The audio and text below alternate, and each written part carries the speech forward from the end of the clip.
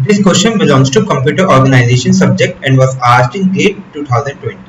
So the question states, consider the following statements. First, daisy chaining is used to assign priorities in attending interrupts.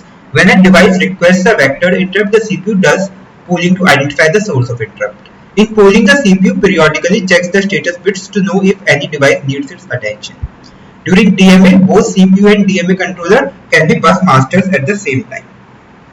Okay, so let us take all of them one by one. So first statement is daisy chaining is used to assign priorities in attending interrupt.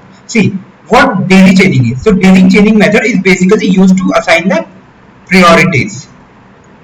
Okay, so it basically consists of a serial connection of all the devices. So we have devices D1, D2, D3 and DN that request an interrupt. And what is an interrupt? Suppose we have a CPU is executing a program.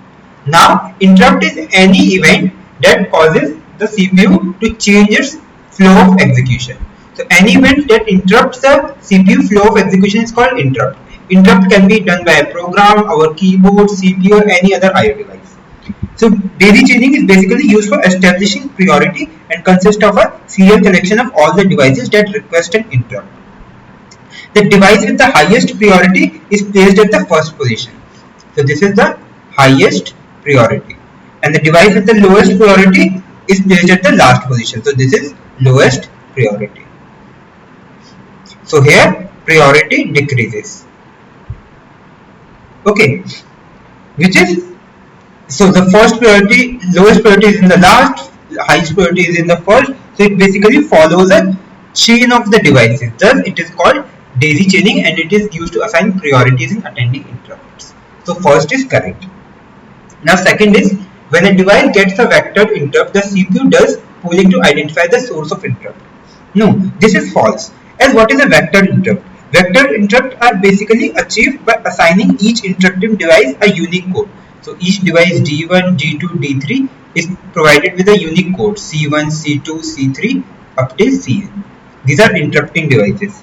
Okay, and these code can be of 4 to 8 bits length. So each code is about 4 to 8 bits length. So when a device interrupts, it sends its unique code. So if D1 wants to interrupt the CPU, it will send it unique code C1 to the CPU, telling the processor which interrupt service routine to execute. So device raises a vectored interrupt. No, the CPU does pooling. The CPU does not does pooling in this case.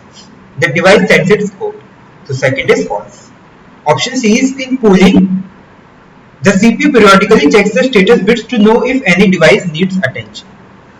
Okay, this is true because the processor periodically checking the status bits to see if it is time for the next IO operation. It is called pooling. So it's basically done by CPU. CPU voluntarily checks all the devices whether they have raised any interrupt or not. So pooling is the simplest way for an IO device to communicate with the processor. So this is true. Now option D is, during DMA both CPU and DMA controller can be bus masters at the same time. So we have direct memory access. So we have CPU and memory. So if a device needs a direct memory access, then CPU releases the bus only after it gets the DMA request. Okay, so we have a bus. So CPU releases it only after getting the DMA request. And when the DMA request is satisfied, it takes the bus.